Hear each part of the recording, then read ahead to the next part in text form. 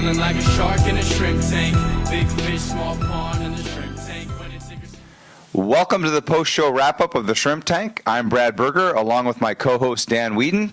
Our guest today is Kevin Mills with PlayCzar, LLC. We just had an intriguing and fun conversation with Kevin. To listen to the entire podcast, visit seattle.shrimptankpodcast.com or subscribe to our podcast on iTunes. We're always interested in your feedback, so please do not forget to rate us. So, Kevin, you introduced a concept and a term that I'm not familiar with, and I imagine that most of our listeners and viewers aren't familiar with it either, and that's the concept of an adventure playground. Could you tell us a little bit about that? An adventure playground characterizes itself by not having any of the usual fixed playground equipment that we think of when we think of a playground. Instead, it is comprised entirely of loose parts. Sometimes remnants, sometimes scrap lumber, all selected to be appropriate for constructive play. You know, you also gave us a second concept or term that I know I hadn't heard of, and that is the maker movement. And you also brought, you just picked these up today, I think. Yeah. Can you talk to those watching who don't know what the maker movement is, talk about what that means and how it is now changing in our society? The maker movement is just another way of referring to this fourth industrial revolution, where we now have access to the means of production like never before.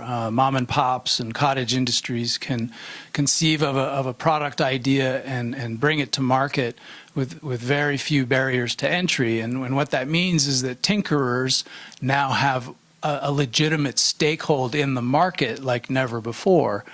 And that also implies that there are more tools and techniques and materials and in some cases remnants than ever before. And these remnants are perfect for the adventure playground. That's why I like to talk about the two at the same time.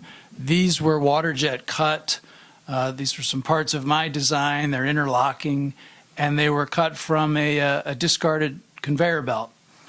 And for me, that just epitomizes, new ways of seizing on remnants and discards and repurposing them for use as inventive play components in a tinkering playground.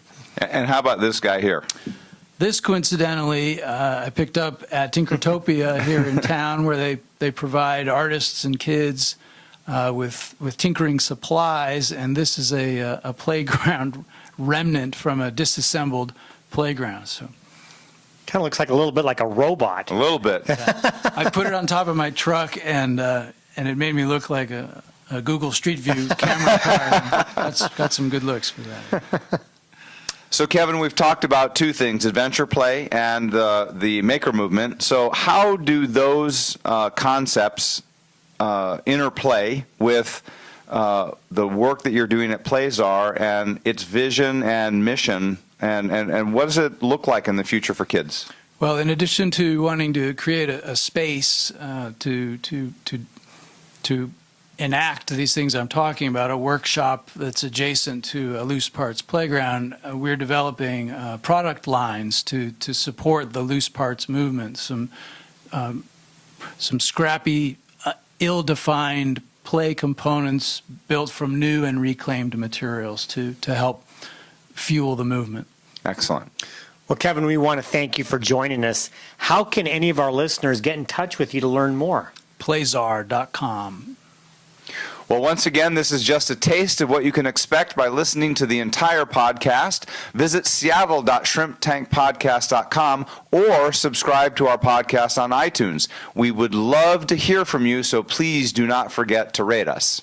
Well, you want to join us back in the tank for our next show on May 30th. Mike Pickles will be joining me for our visit with our guest, John Martinka, with Martinka Consulting.